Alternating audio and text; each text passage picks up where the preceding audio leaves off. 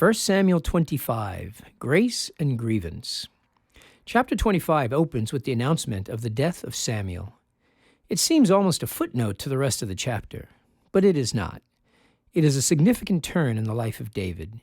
David is losing his spiritual mentor, and chapter 25 sows the seeds for several of David's mistakes that will haunt him. Discipleship is God's method of development. It is how he builds people and how he intends to grow his church. Jesus spent his time on earth primarily teaching and training his disciples. And after his resurrection, Jesus' final command, the Great Commission, was to go and make disciples of all nations. It is essential in our walk with the Lord that we all undergo discipleship, and that we in turn disciple others, as we are commanded. Having lost his great teacher, David finds himself without someone to speak to him and provide necessary guidance. And yet, as always, we find God's grace in the midst of our failings. David is growing in strength and in the comfort of his position. He has essentially established himself as an overlord in a region in which resides a rich rancher, Nabal.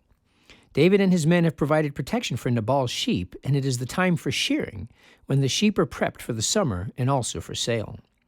Like the harvest for farmers, it is a time of celebration. David has sent his men to collect what is essentially a tax for the protection he has provided Nabal.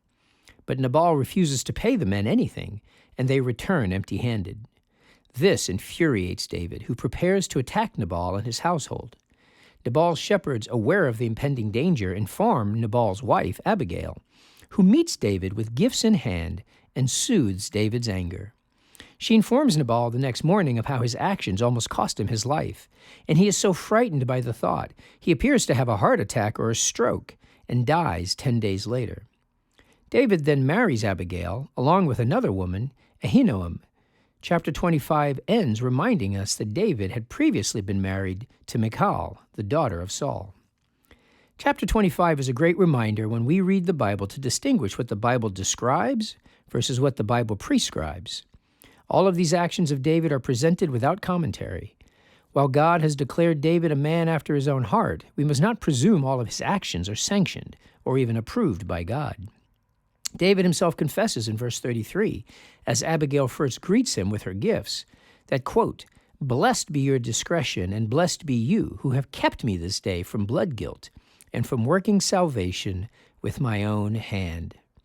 It is not clear that God has sanctioned David's turn to being a warlord, but God is merciful and gracious. And as David begins to accumulate wives, the Bible makes note of it, but that clearly flies in the face of what God commanded. In Deuteronomy 17, the Israelites had explicitly been told that when they set a king over themselves, he shall not acquire many wives. And yet we know both David and Saul will violate this, both to their destruction.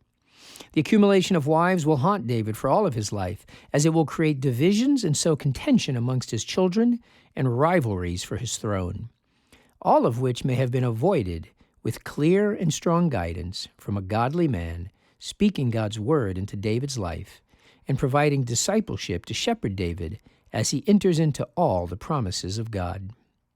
David's son, who would replace him on the throne and is deemed to have been the wisest man to have ever lived, would ironically pen these words in Proverbs 11:14, "Where there is no guidance, a people falls, but in an abundance of counselors there is safety." Our Christian development will be greatly enriched by taking these words to heart and living by them.